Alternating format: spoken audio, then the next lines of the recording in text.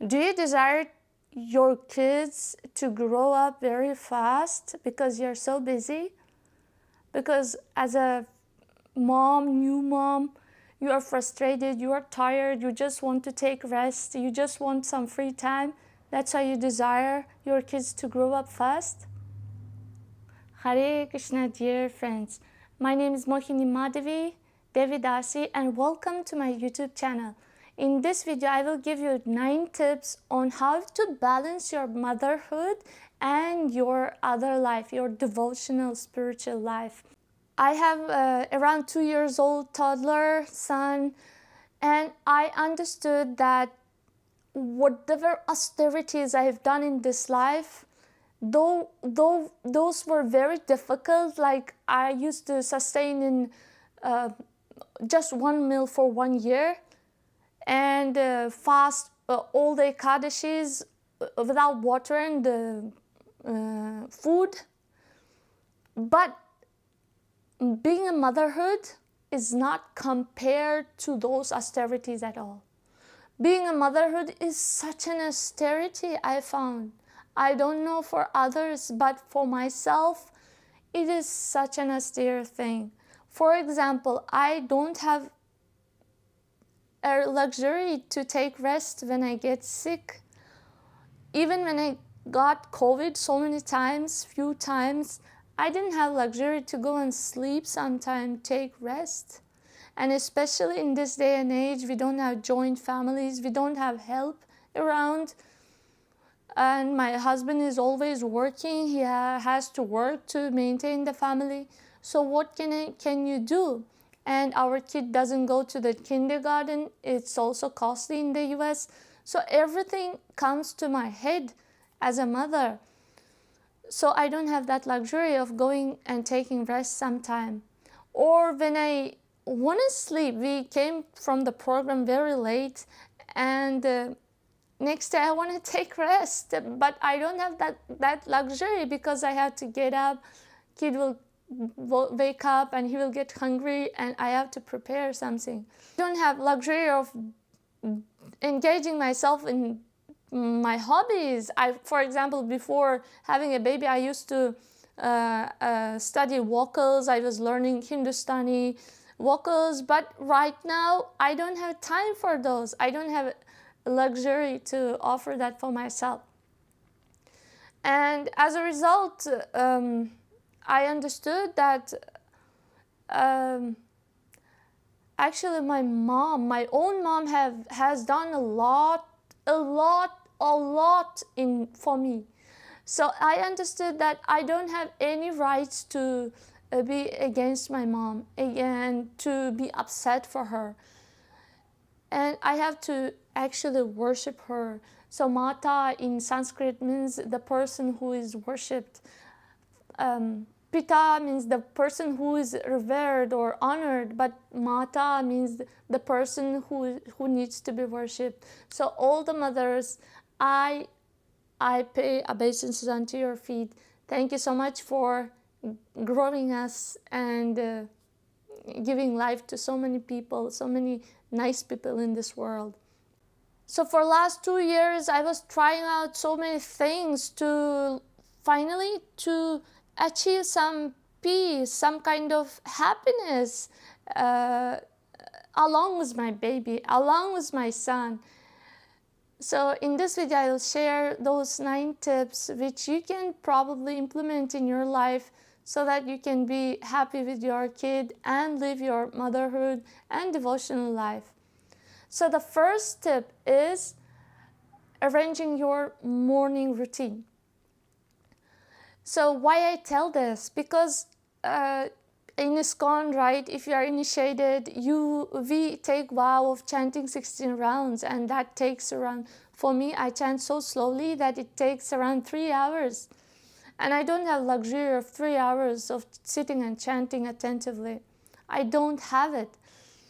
So what do I do in the morning? At least before, half an hour before my son wakes up, I try to wake up and at least chant 2-3 rounds with a lot of attention, with praying to Krishna, please, please let me chant this round so attentively so that you can forgive me for all other rounds which I am doing throughout the day.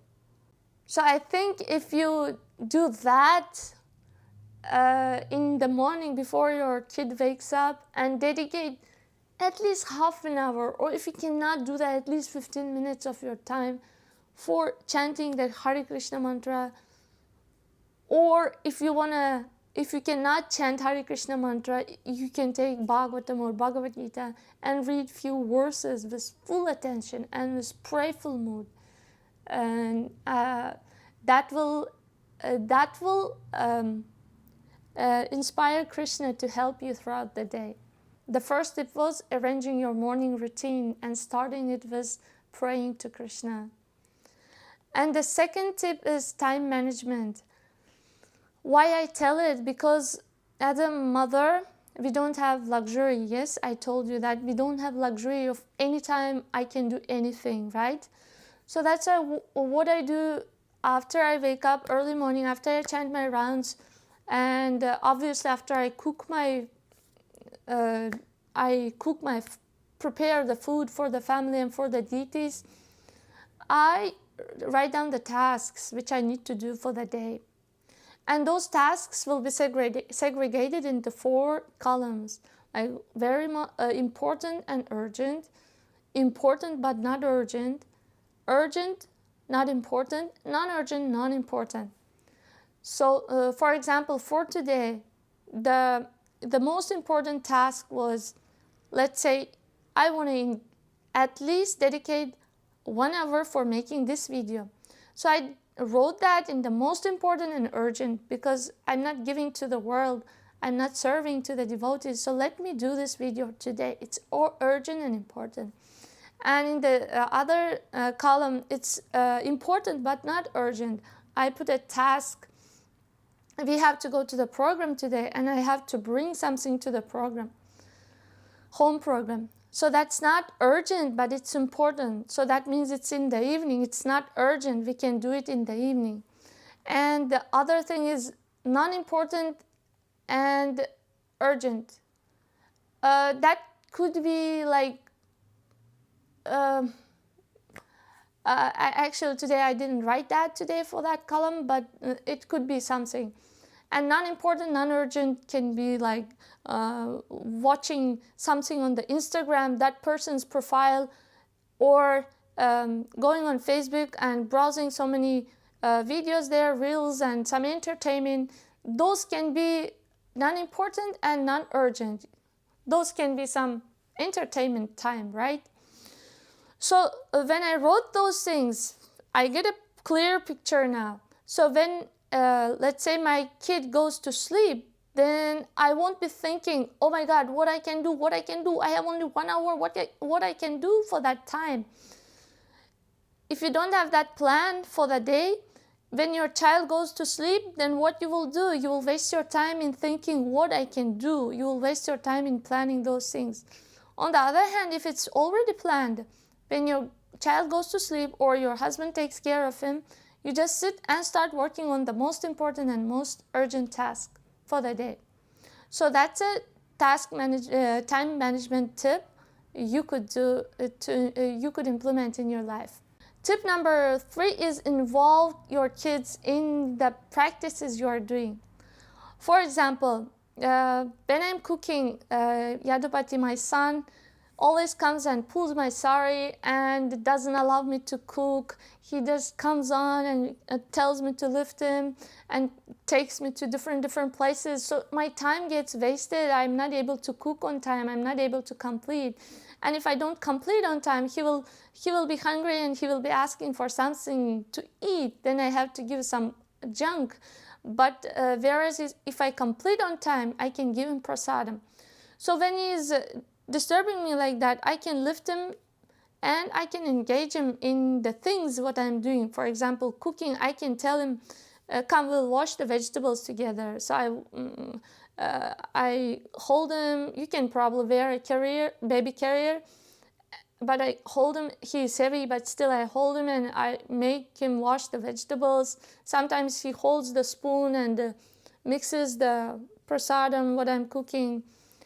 And when I'm offering to the Lord prasadam, I tell him, put this plate in front of the Lord, put this one in front of the Lord. So he is happily putting those. And I tell him to, let's offer now prayers we can offer to the Lord. So he speaks in his language and offers the food. And other things you can engage is when you are doing deity worship, you can tell him to offer the flower, or you can tell him to offer the chamara. In that way, your kid also will be involved in the service, and he won't feel like he is being neglected because of your service. Because kids, they will develop so many samskaras in their childhood. If they feel that they were neglected due to the spiritual practices and due to the other works mother does or parents do, then they will hate those things. They will hate you as a parent because you neglected your kid because of your hobbies or because of your cooking, because of your job. Instead, you can involve your kids to help you. And they are not very focused. So when you involve them, they get tired, they get distracted. After some time, he will go and play on his own. So the third tip was involving your kids in the daily activities you are doing. Fourth tip is finding out online resources. You may think, especially when your baby is a baby, like he is not able to go out, he is still in your hand, and you don't have time to go to other programs.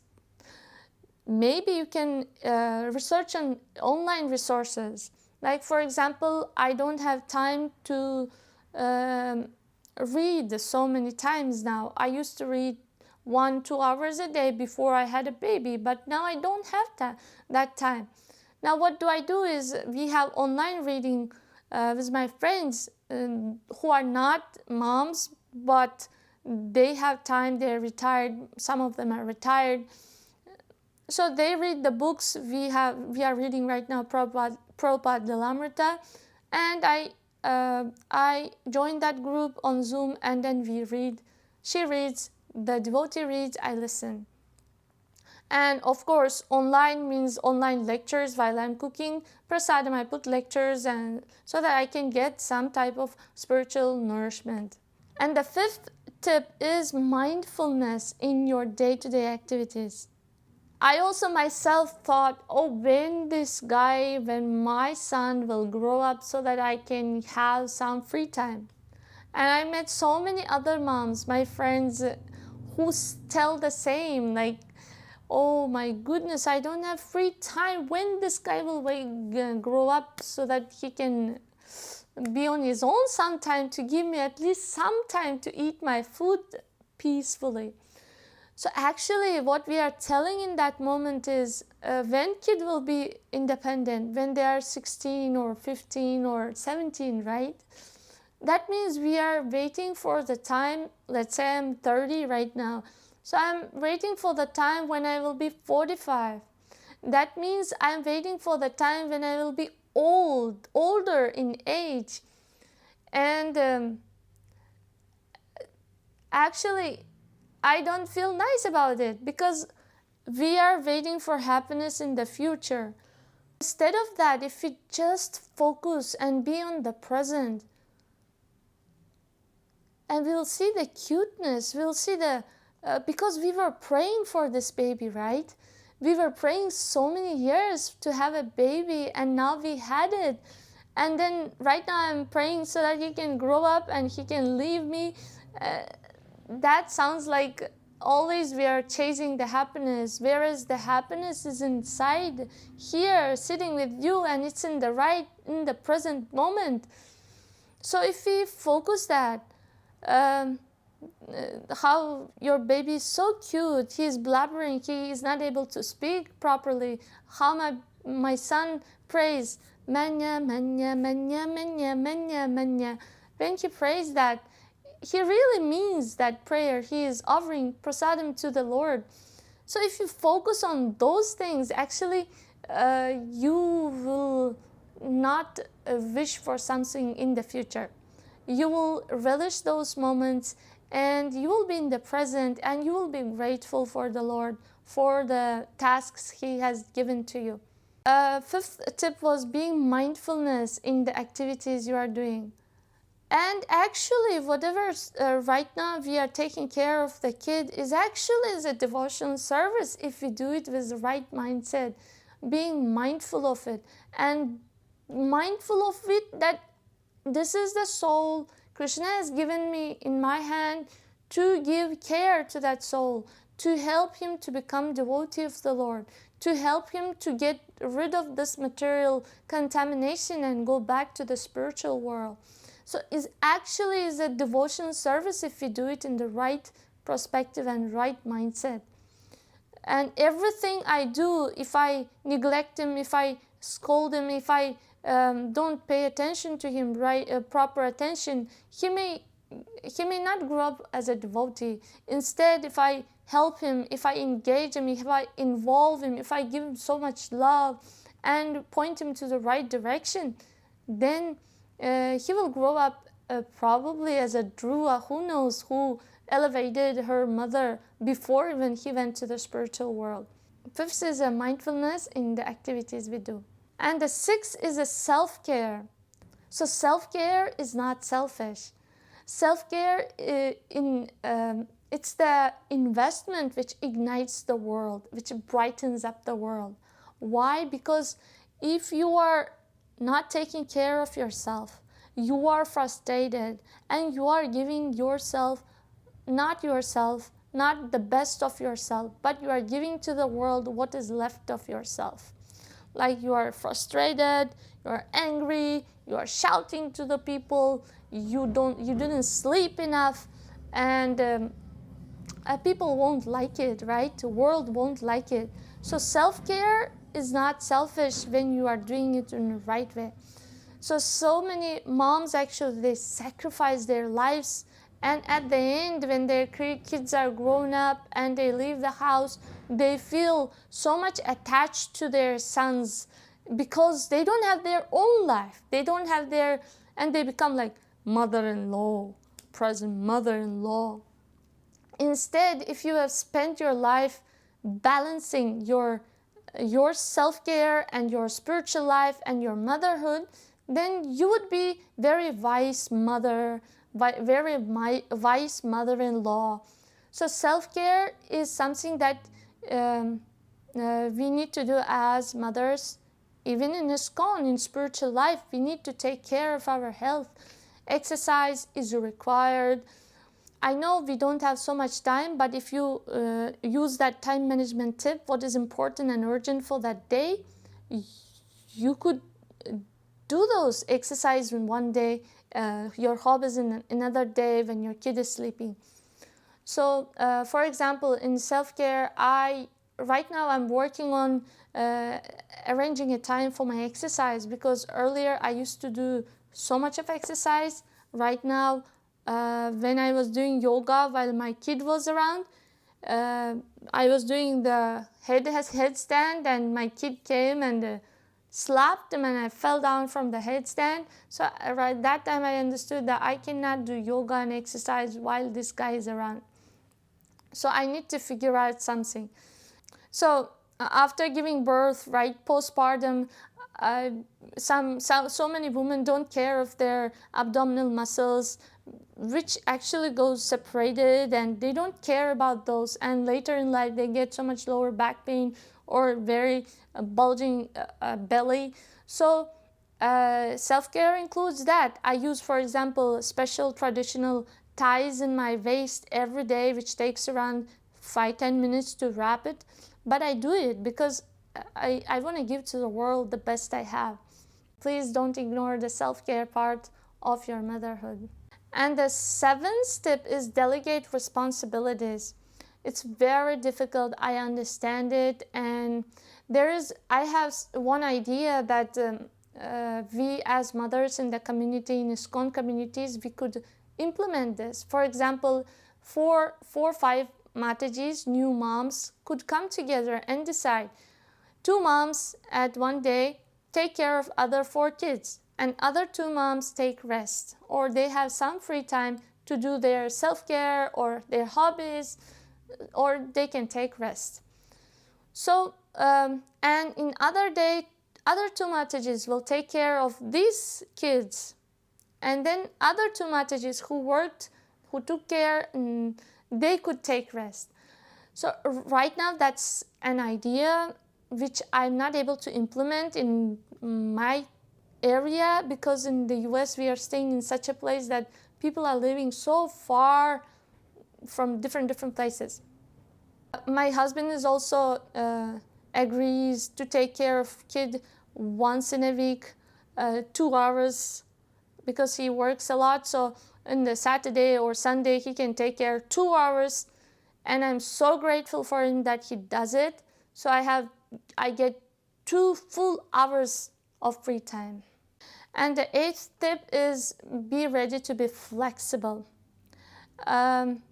Sometimes I plan things, I put everything important and urgent, and when my baby went to sleep and I'm ready to do something, that important and urgent task, and here comes my husband and he says, let's talk. So what do you think about this one? Then I say, Prabhu, I have urgent and important task, but he says, see, family is first, right? For you, family is first.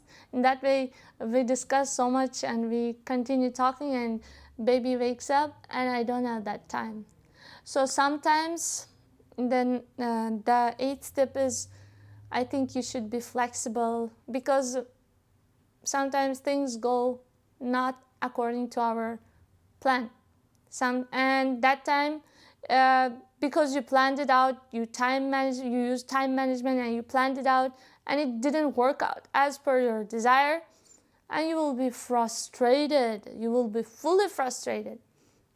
So instead of being frustrated, I try to be flexible. Okay, this time is gone. Next time I'll try again. And the final 9th tip is, I think, developing a gratitude for what we have right now is very, very important part of this motherhood and devotional life in ISKCON. Because for example, I prayed, though in ISKCON we don't pray, we don't tell people to pray for material things, but as a woman and as since I had desire, I prayed to the Lord, please give me a baby, give me a child. So I prayed for marriage, right? 8 years of marriage, and in the 7th year we had a child. And after having the child, I am being so much frustrated with so many duties and difficulties and austerities. Then later I stopped and thought, I was asking for it. I was praying for it. And Krishna gave me this. Krishna gave me a child so cute and so nice, well behaved. And why I'm not now satisfied? Why I'm so much frustrated? Yes, I didn't know that it is so much austere, but you asked for it. So then I thought, okay, I think I should develop a gratitude. So the 9th tip is being grateful. Otherwise, what may happen if you desire that you don't like the life you are living, you are frustrated? It may happen that opposite, right? Opposite may happen. Your desire got fulfilled to have a baby, and if you get frustrated and desire you be alone, then your desire may get fulfilled. So instead of being frustrated, I decided to be grateful for what I have, and thanking God that He has given me this duty. And instead of falling back from the stairs, I should develop thankfulness, gratitude to the Lord, but requesting strength from the Lord to fulfill my duties as a mother and as a devotee and as a wife. These were the 9 tips regarding balancing your motherhood and devotional life. Dear friends, if you have some questions and if you have some tips in the mind, I'm sure most of you are very, very experienced mothers. If you have some kind of tips and suggestions, please comment. I'll read them and I'll share those in my next videos. Thank you so much. Hare Krishna.